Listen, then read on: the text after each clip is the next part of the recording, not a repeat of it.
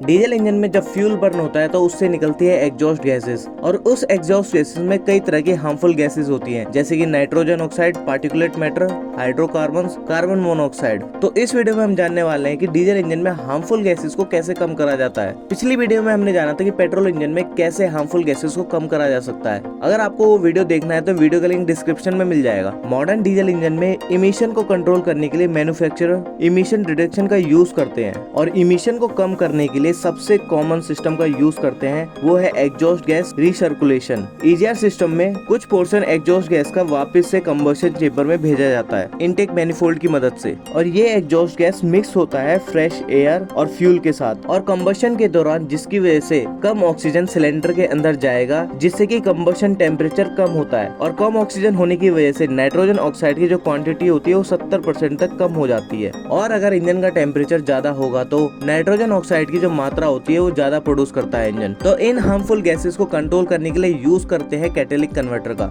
जो कि बहुत ही कॉमन है, वो हर गाड़ियों में यूज करा जाता है। डीजल कार में बेसिकली यूज करा जाता है डीजल ऑक्सीडेशन कैटेलिस्ट। अगर हम पेट्रोल इंजन का कैटेलिक कन्वर्टर डीजल इंजन में यूज करें तो वो इतना एफिशिएंट नहीं हो पाएगा, क्योंकि डीजल इंजन में अनवन फ्यूल और ऑक्सीजन की मात्रा ज्यादा होती है, और डीजल इंजन लीन मिक्सचर पे भी ज्यादा चलता है। डीजल ऑक्सीडेशन कैटेलिस्ट ये भी एक गैसोलीन इंजन की तरह काम करता है। यह कार्बन मोनोऑक्साइड, हाइड्रोकार्बन्स और पार्टिकुलेट मैटर को कार्बन डाइऑक्साइड और वाटर वेपर में कन्वर्ट करता है। डीजल ऑक्सीडेशन कैटेलिक कन्वर्टर 90% एफिशिएंट होते हैं हार्मफुल गैसेस को लेस हार्मफुल बनाने में, लेकिन ये कैटेलिस्ट इनएफिशिएंट होते हैं नाइट्रोजन ऑक्साइड को कम करने में। तो इसके लिए यूज करा जाता है एग्जॉस्ट गैस रिसर्कुलेशन का। तो इसको कम करा जाता है एग्जॉस्ट गैस रिसर्कुलेशन सिस्टम से। डीजल पार्टिकुलेट फिल्टर को बेसिकली लगाया जाता है डीजल ऑक्सीडेशन कैटेलिस्ट के बाद। डीजल पार्टिकुलेट फिल्टर ये पार्टिकुलेट मैटर को, डर्ट को और शूट को रिमूव करता है एग्जॉस्ट गैस से। डीजल के एग्जॉस्ट गैस में पार्टिकुलेट मैटर की मात्रा काफी ज्यादा होती है, जो कि डीजल ऑक्सीडेशन कैटेलिस्ट रिमूव नहीं कर पाता। वो ओनली 20 से लेकर 40% तक ही केवल पार्टिकुलेट मैटर को रिमूव कर पाता है। पार्टिकुलेट मैटर को बेसिकली कम करने के लिए यूज करते हैं हम डीजल पार्टिकुलेट फिल्टर को। मॉडर्न डीजल पार्टिकुलेट फिल्टर में एक wall flow ceramic monolithic filter होता है, जो कि सिलिकॉन कार्बाइड और एल्यूमिनियम टाइटेनेट से बना होता है। इंजन फोर्स लगाता है एग्जॉस्ट गैस को पोरस वॉल में से फ्लो करवाने के लिए, जिससे कि डीपीएफ में शूट इकट्ठा होने लगता है, और डीपीएफ में पार्टिकुलेट मैटर और शूट बर्न होने लगता है जब डीपीएफ का टेम्परेचर बढ़ता है तो, और इसको हम डीपीएफ रीजनरेशन भी कहते हैं। अगर इकट्ठा हुए पार्टिकुलेट मैटर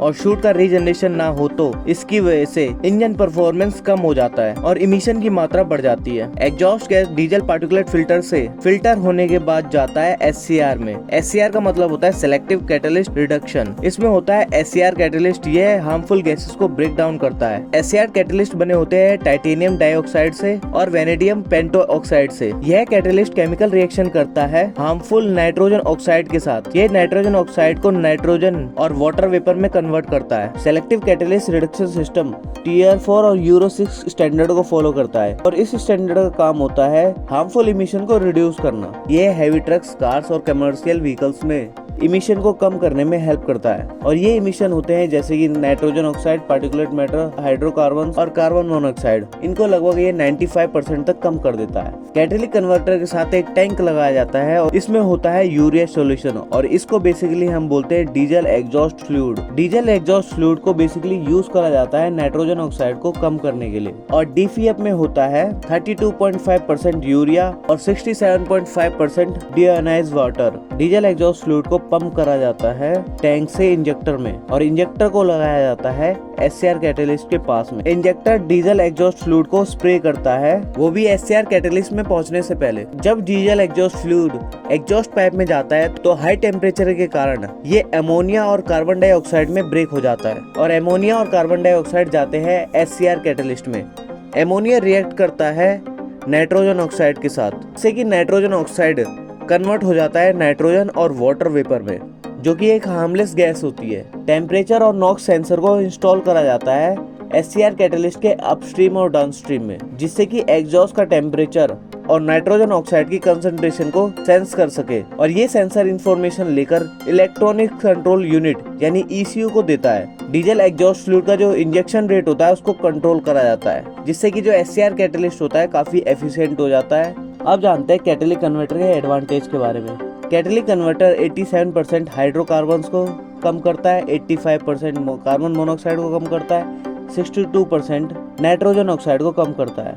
कैटेलिक कन्वर्टर से कार की जो लाइफ होती है काफी बढ़ जाती है। कैटेलिक कन्वर्टर एक इम्पोर्टेंट डिवाइस है गैस फ्यूल इंजन के लिए, और कैटेलिक कन्वर्टर इंजन से बने हार्मफुल गैसेस को रिड्यूस करता है, उसको लेस हार्मफुल बनाता है। अगर कैटेलिक कन्वर्टर को कार से अगर निकाल दिया जाए तो उससे जो कार का जो हॉर्स पावर होता है वो बढ़ जाता है। अगर इंजन में कैटेलिक कन्वर्टर लगा होता है तो इंजन को थोड़ा ज्यादा वर्क करना पड़ता है हॉर्स पावर को मेंटेन करने के लिए। कैटेलिक कन्वर्टर से बेसिकली बैक प्रेशर की प्रॉब्लम थोड़ी देखने को मिलती है, जिससे कि इंजन की जो परफॉर्मेंस होती है वो इफेक्ट होती है, और बिना कैटेलिक कन्वर्टर के माइलेज भी काफी इम्प्रूव हो जाता है और इंजन की जो परफॉर्मेंस है वो भी काफी बढ़ जाती है। लेकिन ये इलीगल प्रोसेस होता है और इससे एमिशन काफी ज्यादा मात्रा में बढ़ जाएगा और ये एनवायरनमेंट को काफी हार्म पहुंचाएगा। अगर कैटेलिक कन्वर्टर खराब हो या फिर चौक हो गया तो उसकी वजह से कई प्रॉब्लम देखने को मिलती है, जिससे कि वार्निंग फ्यूल एफिशिएंसी का इंडिकेशन शो होने लगता है डैशबोर्ड पर। इंजन में काफी प्रॉब्लम आ जाती है और इंजन का जो एक्सेलरेशन होता है काफी कम हो जाता है और इंजन इमिशन टेस्ट में भी फेल हो जाता है और इंजन काफी नॉइज भी प्रोड्यूस करने लगते हैं और गाड़ी चलाते समय हमें जर्क फील होता है और इंजन में मिस फायर होने की प्रॉब्लम भी काफी बढ़ जाती है और इंजन फ्यूल का कंजप्शन भी ज्यादा करने लगता है। अगर आपको वीडियो इन्फॉर्मेटिव लगी है तो लाइक एंड सब्सक्राइब कीजिए। धन्यवाद।